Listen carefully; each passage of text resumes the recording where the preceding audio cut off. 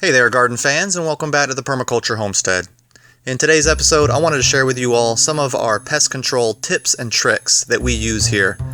We are all organic, we don't use any harsh chemicals at all, and just because we use companion planting and have a permaculture yard doesn't mean that we don't have pests.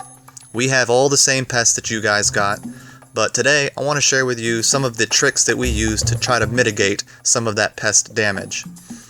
We use organic chemical means, we use manual means, and we use beneficial insect means. So I hope to go through each one of those with you here today. So the only two chemical sprays that we use on the Permaculture Homestead are both OMRI listed for organic gardening, and they are neem oil and BT spray. Now, BT is Bacillus thuringiensis. It is a natural soil-borne bacteria that when eaten by worms or other chewing insects, it kind of gives them dysentery and it kills them from the inside out. Now here's my BT spiel when it comes to GMO corn. This is the exact same BT that they are splicing into the genes of corn.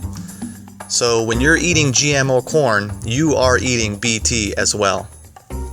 But that's it for my chemical means. Everything after this is a manual mean.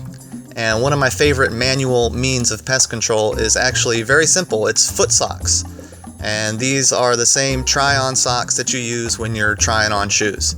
And it's real simple. I just take these and bag up my fruit individually.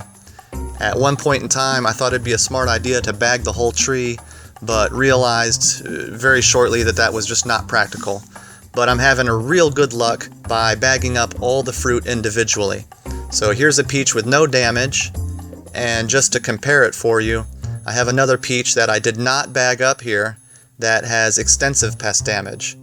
So it's got the oozing gel coming out of it from where a moth has laid her eggs, and that larva is now inside this peach and basically eating away at the pit. So this piece of fruit is pretty well gone.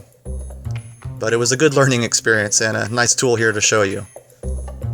The next manual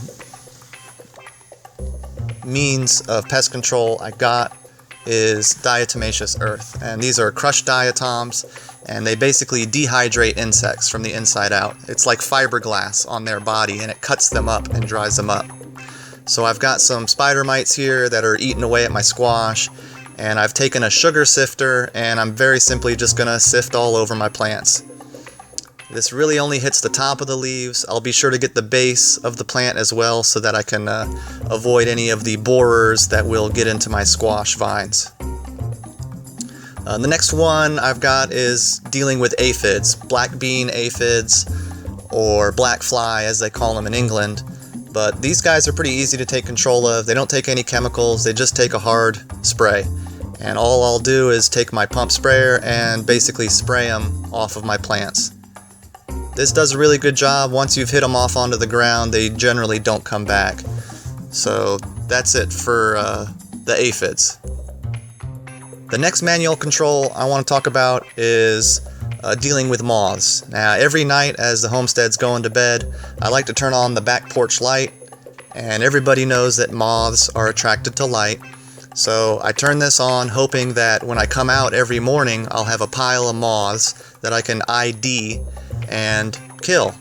So every morning when I come back out, I just check out what's going on. I see the kind of pests that are in the yard at that time of the year, and then I'll do an ID check on them. I'll go online and I'll do some research. Generally I haven't had any major pests out here yet. I hadn't seen any oriental fruit moths this year, but once again, this just gives me a great way to capture moths on a daily basis. I can see what is in the yard by doing this. And if I see something that I don't like, it makes it really easy for me to just squish it, and that's, pretty good manual control right there. The next manual control I want to talk about is just squishing bugs. Got some potato bugs here that they're pretty slow, they're pretty dumb, and they're really easy to just scoop up and squish. And that is a manual control that me and the wife go through on a daily basis. So it's totally organic, obviously, And these guys are pretty slow. They're pretty dumb. So it makes it easy to just squish them. I want to talk now beneficials, and we've got all types of beneficials here on the homestead because we don't use chemicals.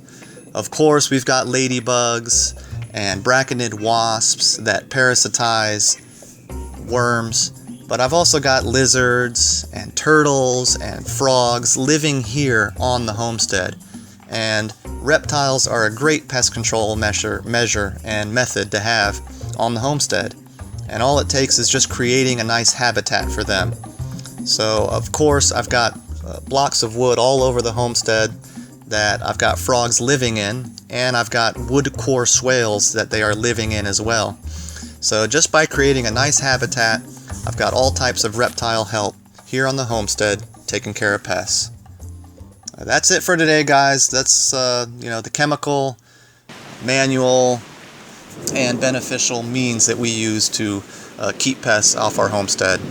I'm going to end here with an aerial shot during a rainstorm, just to give you an idea how big the food forest is. I'm 6'2", and just watching me walk around the place kind of gives you an idea of how big the whole yard is. Anyway, thanks for watching. I appreciate your guys' support as always. Hope you stick around.